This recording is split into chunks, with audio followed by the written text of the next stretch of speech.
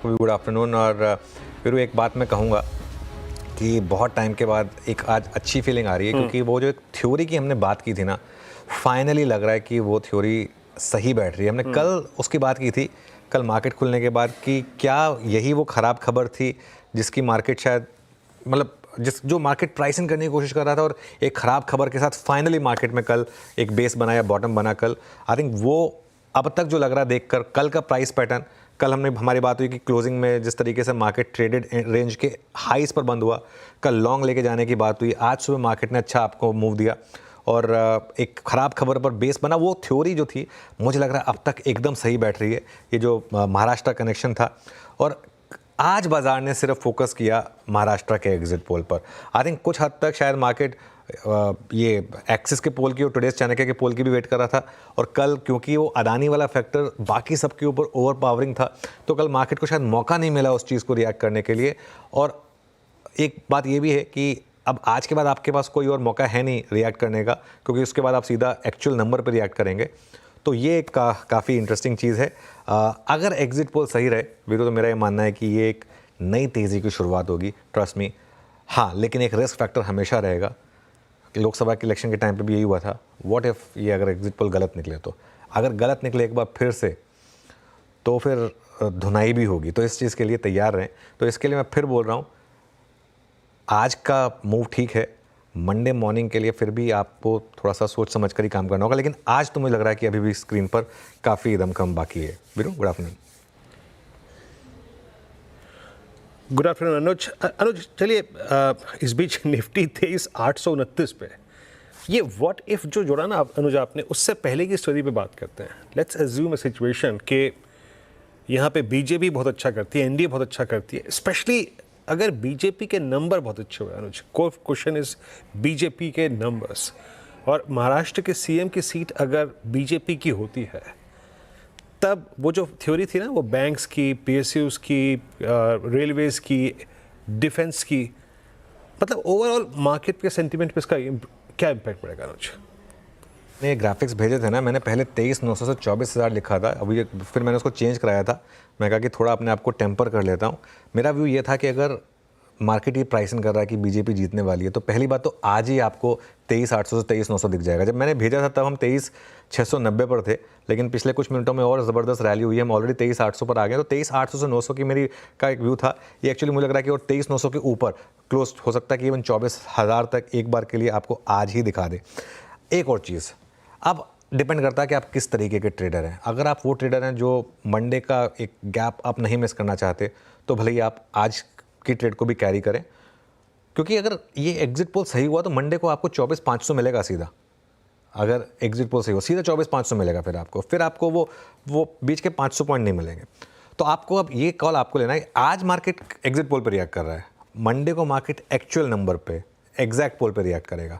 ये risk factor आपको समझ के चलना है बेसिकली। लेकिन आज की रैली से मुझे सरप्राइज नहीं होगी। आज हमारी सुबह बात हुई थी कि ये, और कल लॉन्ग कैरी करने की बात हुई थी कि यहाँ पर ये मूव रहेगा। अगर एग्जिट पोल सही हुए और बाकी में वो आउटकम आया और बीजेपी की गुड मेजॉरिटी के साथ अगर सरकार बनी, तो एक तो 24,500 निफ्टी पर मुझे लग रहा है जिसमें नई तेज़ी की शुरुआत होगी। डिफेंस, पीएसयूज, रेलवेज उसको लीड करेंगे।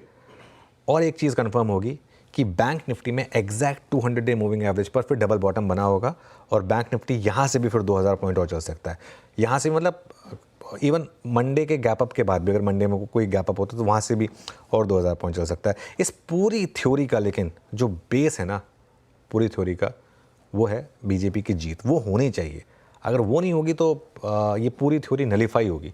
इस चीज़ को ध्यान रखना। लेकिन जो स्ट्रेंथ मार्केट दिखा रहा है ना, तो मार्केट प्राइसिंग कर रहा है कुछ ना कुछ। कल देर रात को आए थे वो, हमने सुबह डिस्कस किया था, जो एक्सिस माई इंडिया के नंबर्स, एंड आई थिंक उनके लिए भी ये मेक और ब्रेक है, एक्सिस माई इंडिया के लिए भी, क्योंकि अब तक इंडिया का सबसे वेल एस्टेब्लिश्ड और वेल क्रेडिबल जो पोलस्टर था, पिछली 2 बार उनके वो नंबर्स ख़राब रहे थे, तो इस बार उन्होंने थोड़ी ज़्यादा मेहनत करके ये नंबर्स निकाले हैं। और इसमें ये वाले नंबर्स अगर आ गए, आप जो बात कर रहे थे ना, ये वाले नंबर्स, अगर ये नंबर्स आ गए, बीजेपी 98 छोड़ी 90 भी अगर आ गई बीजेपी अलोन, तो फिर आपको 24,500 दिखाई देगा स्क्रीन पे। ध्यान रखिएगा, मैं फिर बोल रहा हूँ, ये एग्जिट पोल है, एग्जैक्ट पोल नहीं है। वो होना चाहिए रेप्लिकेट, वो होना चाहिए। इसके लिए मैं बोल रहा हूँ, आपके पास विकल्प यही है। मेरी जो थ्योरी होती है ना, मेरी थ्योरी होती है कि अगर ये एक्चुअल में भी यही नंबर आया और मार्केट अगर उसके बाद आपको भले 24,500 पे भी खुले, वहाँ पे भी ले सकते हैं आप, क्योंकि फिर वो नई तेज़ी की शुरुआत होगी, वो रुकेगी नहीं बहुत आराम से। लेकिन अगर मामला उल्टा पड़ा तो वो एक रिस्क फैक्टर आपके लिए ओपन हो जाएगा। आज एक आपके पास क्लीन स्लेट था। आज वो जो हमारी अप्रोच थी, वो जो कल से भी लॉन्ग कैरी किया था, एक वो वाली अप्रोच थी। तो आज आपके पास एक मौका था और मुझे लग रहा है कि अभी भी यहाँ पर और आधे एक घंटे में और थोड़ी सी रैली मिलेगी आपको, और 150-200 पॉइंट की। लेकिन अगर आप एक कंजर्वेटिव ट्रेडर हैं, और स्पेशली अगर आपने कल से लॉन्ग कैरी किया है, और अगर आप एक कंजर्वेटिव ट्रेडर हैं, तो आपको मार्केट बहुत मोटा पैसा दे रहा है 2 दिन में। आप एक बार के लिए चाहें तो उसको बुक करें और मंडे को फिर क्लीन स्लेट पर एंटर करें।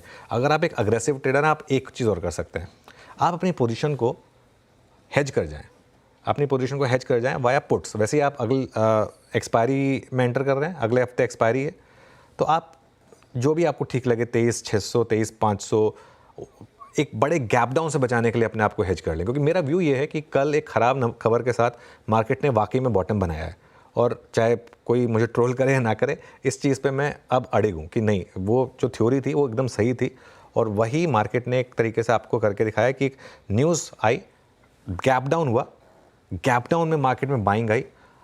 उसका सबसे अच्छा एग्जांपल है स्टेट बैंक ऑफ इंडिया। मैं आपको एक एग्जांपल के साथ समझा रहा हूँ। स्टेट बैंक ऑफ इंडिया, हमने कल लगातार पूरे दिन बात की थी इसकी Veeru. State bank of India में 760 से हमने स्टेट बैंक ऑफ इंडिया की बात शुरू की थी कि नहीं, इनका एक्सपोजर बहुत कम है, मिनिस्क्यूल है, और वैसे भी ऐसा कुछ नहीं है कि सारा का सारा एनपीए बन रहा है। तो ज़बरदस्ती की पिटाई हुई थी। आज सुबह इसको बिग स्टॉक में लिया, हालांकि वो जेफरीज की रिपोर्ट थी, उसका भी एक इम्पैक्ट था, लेकिन सुबह इसको मैंने बिग स्टॉक में लिया। और पीएसयू बैंक इंडेक्स कल जो इंट्राडे में 5% डाउन था, कल 3% रिकवर हुआ था, और आज देखिए पीएसयू बैंक किस तरीके से चल रहा है। 3.5% पीएसयू बैंक निफ्टी ऊपर है इस समय। आई थिंक ये आपको, इससे बड़ा एग्जांपल आपको नहीं होगा कि मार्केट इस समय क्या प्राइसिंग करने की कोशिश कर रहा है इन टर्म्स ऑफ कल का आउटकम।